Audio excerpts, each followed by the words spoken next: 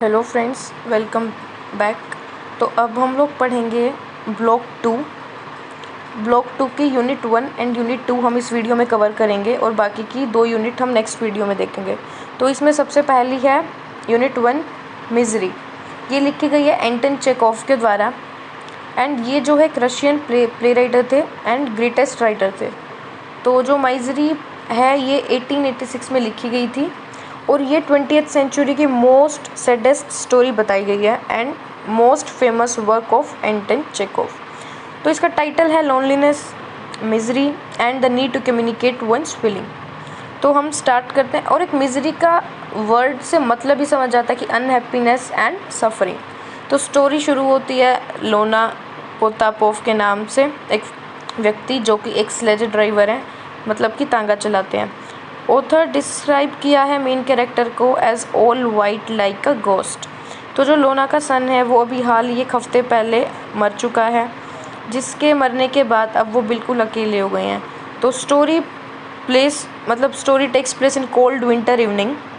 He has no wife. All Iona want is return for his son's death is someone he can share his grief. उनकी wife है नहीं और लोना को क्या चाहिए कि कोई उनका ग्रीफ, उनका दुख सुने।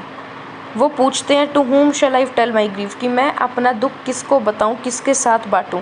लोना is continuously trying to share his grief with someone's.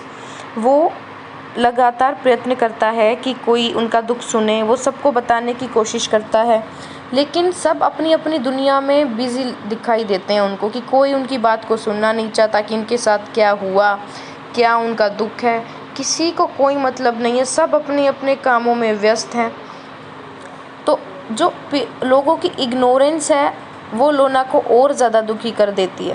That the ignorance of the people seem from the way they responding to Iona when he tells them that his son expired only a week back, the hopes taking.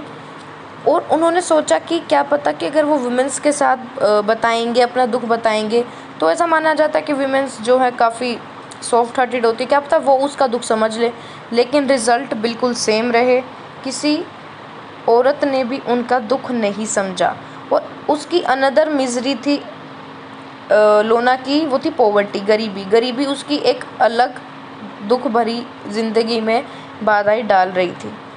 ठीक है, तो last में लोना क्या करता है, एक animal से अपना दुख शेयर करता है, एक जानवर के साथ, जो कि था उसी का घोड़ा, मतलब कि जिसका उस स्लेज ड्राइवर तो वो था ही, वो अपने घोड़े से ही अपनी सारी बातें शेयर करता है। दुख की बात ये है कि किसी इंसान ने ये सुनना पसंद ना किया, लेकिन एक जानवर ने उसकी बातें सुनी। उसके बाद हमारी नेक्स्ट जो है unit 2, that is Mother by Judah Waten and the writer was born on 1911 and died in 1985।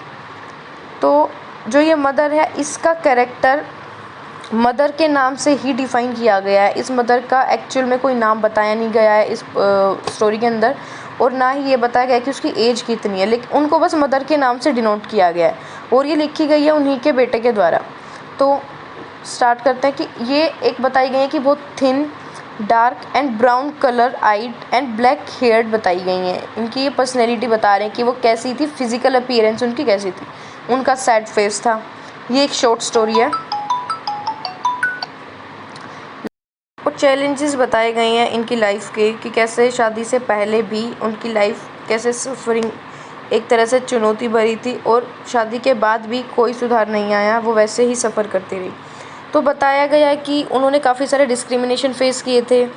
एक बार का इंसिडेंट वो बता रहे थे कि एक बार उनको लॉक कर दिया गया था बेसमेंट में उनकी सिस्टर्स के साथ, और ये बताया गया था कि उनकी माँ ने कभी अपनी ज़िंदगी में कोई पेड़ और पौधा, कोई भी फूल नहीं देखा था, ना ही कोई पक्षी देखा था। उन्होंने काफ़ी सारी डिफ़िकल्टीज फेस की थी, क्योंकि रशिया में उस टाइम पे जो डोरी सिस्टम था वो अपनी पीक पे था।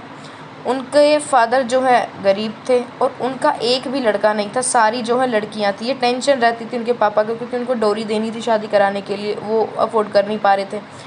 तो उनके पेरेंट्स जो है मर चुके थे और जो मदर थी वो अब रहना स्टार्ट कर देती हैं एक विडोड आंट के साथ। वो आंट भी काफ़ी बुरी निकली, क्योंकि वही डोरी वाला सिस्टम, अगर वो भी उनकी शादी कराती तो कोई भी डोरी के लिए तो ज़रूर डिमांड करता, वो नहीं देना चाहती थी।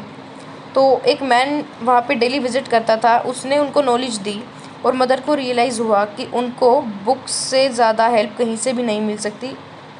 ये था उनका शादी से पहले का। तो उसके बाद उन्होंने शादी की।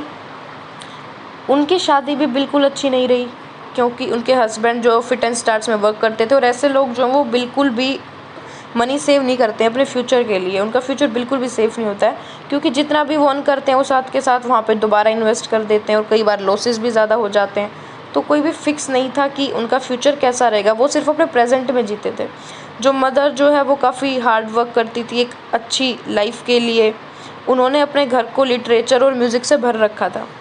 फिर उन्होंने माइग्रेट किया ऑस्ट्रेलिया, ताकि उनको अच्छी अपॉर्चुनिटी मिल सके और एक सिंपल लाइफ जी सकें। लेकिन वहाँ जाने के बाद भी उन्होंने वही डिस्क्रिमिनेशन फेस किए, और वो बर्तन साफ़ करती थी, फ्लोर को स्क्रब करती थी, उन्होंने काफ़ी काम किया, और रात को वो स्टडी करती थी, और फाइनली उनको नर्सिंग में डिप्लोमा मिला, जहाँ पे वो जॉब करने लगी।